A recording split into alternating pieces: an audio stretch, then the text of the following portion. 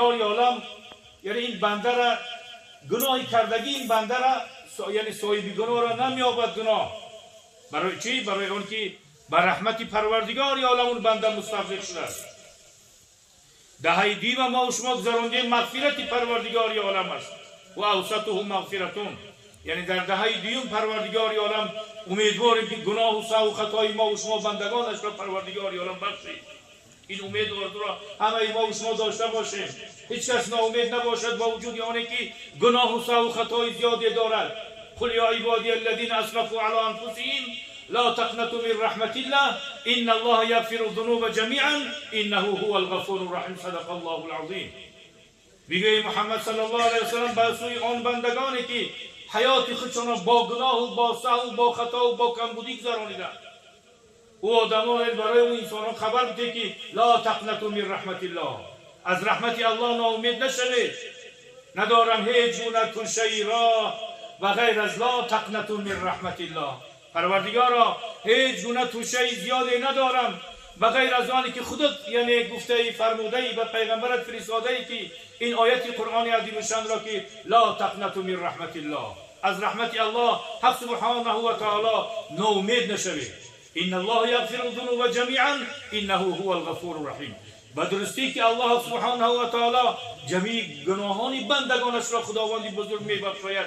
انه هو الغفور الرحیم. به درستی که الله غفور است، مغفرت کننده است، رحیم است، مهربان است. واستغفر الله ان الله غفور الرحیم. در آخر سوره مزمل پروردگار عالم خبر داده است که یعنی ای بندگان طلب مغفرت به سوی پروردگار عالم کنید که پروردگار عالم بسیار یک ذاتی بخشاینده مهربان است. و مادامی که ما و شما بندگان به دهه سیومی از ماه شریف رمضان رسیدیم و این را قریب به اتمام رسانیدیم، یعنی این دهه عتق من النیران، بندگانش را پروردگار عالم از آتش دوزخ خلاص میگردانیدگی ده است. برادران اسلام، پیغمبر صلی الله علیه و آله و سلم گفتند یعنی در این دهه آخری از ماه شریف رمضان شبی است که اون شب فضیلت و درجه های زیادی دارد که اون شب قدر است. یعنی لیلة القدر خیر من الف شهر. شب قدر از جهت فضیلت و درجه و وقتی که بنده با طاعت عبادت اون شب را میگذراند از 1000 ماه فضیلت و درجه زیادتر است. وقتی که در نزد پیغمبر صلی الله علیه و آله و سلم از یعنی کوشش و سعی یعنی عبادتی یک قوم بنی اسرائیلی که در راه خدا 1000 ماه طاعت و عبادت و کوشش و سعی زیادی در راه خدا کرده بود، با پیش پیغمبر صلی الله علیه و آله و سلم این گفته شد. پیغمبر صلی الله علیه و آله و سلم ذکر شد. برادران اهل اسلام، پیغمبر صلی الله علیه و سلم برای ما و تو امت ذکر شد. امت من این یعنی 1000 ماه، اکثرش 1000 ماه را یعنی حیات ندارد. 1000 ماه 83 سال و 4 ماه می شود. برادران اهل اسلام، اکثر عمر امتان من از 60 تا 70 است. این فضیلت و این درجه قومی بنی اسرائیل از کجا پیدا میکنه؟ جناب پیغمبر صلی الله علیه و آله و سلم یعنی در اینجا غمگین شده.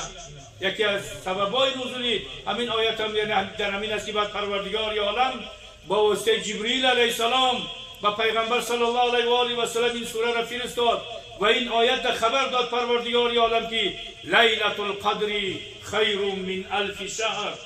یعنی شب قدر از جهت فضیلت و درجه و عبادت با عبادت گذرانیدن بهتر است از اون 1000 ماهی که او قوم بنی اسرائیلی یعنی در راه خدا سعی و کوشش و عبادت و بندگی خدا را کرده است. از او اگر امتی تو یک شب قدر را اگر به بیدار خوابی بگذرانند اون فضیلت و درجه حتی اینکه از اون 1000 ماه باز زیادتر و چه مقدار زیاد است در نزد الله حق سبحانه و تعالی معلوم است. از این رو برادران اهل اسلام انا این درجه ها را خداوند بزرگ در ماه شریف رمضان برای ما و شما نصیب گردانیدگی است. امیدواریم که خداوند در نامه اعمال های ما و شما اینها را نویسنده گردانیده باشد. اکثر ما و شما امیدوار هستند که ممکن که 70-80% شب قدر را با بیدارخوابی گذرانیدن ما و شما انشاءالله گذرانیدیم، ولکن گردن کج و تضرع به سوی پروردگار عالم میکنیم که این عبادت ما و شما بندگانش را به درگاهش قبول گردانیده باشد. در این شب تمام تنزل الملائکه و الروح، یعنی فرود میان در اون شبی قدر ملائکه ها از آسمان ها به زمین فرود می آیند و روح که در اکثر روایت ها حضرت جبریل امین است و هر یک انسانی که در اون شب و بیدار خوابی اون شب را میگذرانند اونها را مصافحه و سلام میکنند و در حق اونها، یعنی اونها با ملائکه برادران اهل اسلام یک عذرم در اینجا دارند. در اینجا چی؟ زمانی که پروردگار عالم، یعنی برای بخشش پرسی هم حتی از بندگانش میکنن، زمانی که پروردگار عالم یعنی آدم را خلق میکنم گفت، ملائکه ها اعتراض کردن و گفتن که آیا انسانی را خلق میکنی که او خونی به غیر حق میریزد، او گناه میکند، آیا همیشه انسان ها را خلق میکنی؟ پروردگار عالم اون را که الله میدونه من میدونم شما نمیدونید ای ملائکه ها. انا در همین اثنا اونها را یکی از سببهای فرود آمدن شمین است که عذر پرسی میکند در نزد پروردگار عالم که ای پروردگارا ما، یعنی این سوا از ما گذشت و این از بندگانی که ما بر اونها اعتراض میکردیم که اینها سوا و خطا میکنند، اینها را تو خلق میکنی پروردگارا. با این عذرم اونها میپرسن برادران اهل اسلام این درجه را ببینید. امت پیغمبر صلی الله علیه و آله و سلم اینقدر درجه خداوند نصیب کرده است. دیگر شمی عذر پرسیشان در وقت نمی افطار است. این را ببینید تمام انواعی یعنی ضیافت در اینجا برادرمان برای همه ما و شما یعنی حاضر کردند، لیکن ما و شما از طرف پروردگار عالم همگی 5 دقیقه یا 6 دقیقه 10 دقیقه مانده است دست را در این ضیافت ها دراز نمیکنیم. همین یعنی اسناد الله سبحانه و تعالی مباحات کرده به سوی ملائکه ها میگفت که ای ملائکه ها شما نظاره کنید به سوی این بندگان من. شما میگفتید که این بندگان را چرا خلق میکنید که بنده که گناه میکنند و خونی به غیر حق میریزند، این بندگان را نگاه کنید که همگی 5 دقیقه مانده است، 6 دقیقه مانده است یا 10 دقیقه کمتر یا زیادتر مانده است. این بندگان از طرف من دستاشون یعنی به این طعام به این ضیافت ها دراز نمیکند. و در این جمع برادران اهل اسلام اون ملائکه ها در نزد پروردگار عالم یعنی عذر و تضرع میکنند و این چیز از همه ما و شما بندگان خدا و امتان پیامبر صلی الله علیه و آله و سلم یعنی این عذر یعنی میکنند. و این چنین پیغمبر صلی الله علیه و آله و سلم گفتند که در این یعنی دهه سوم از آخر یعنی ماه شریف رمضان شبی است که پروردگار عالم تمام گناه و سهو و خطای بندگان را یعنی میبخشاید. اصحاب پرسیدند یا رسول الله همین شب قدر است؟ پیغمبر صلی الله علیه و آله و سلم گفتند که بغیر از این شب قدر با فضیلت درجه دیگری است که آخری یعنی چی شبی از ماه شریف رمضان شیطانی ما و شما حساب کرده ایستادیم، یعنی به همین فردا سه شنبه دیگه چهارشنبه ممکن آخری ماه شریف رمضان است. روزی ماه شریف رمضان چهارشنبه ممکن آخرش باشد، لیکن شبش یعنی سه شنبه دیگه چهارشنبه است.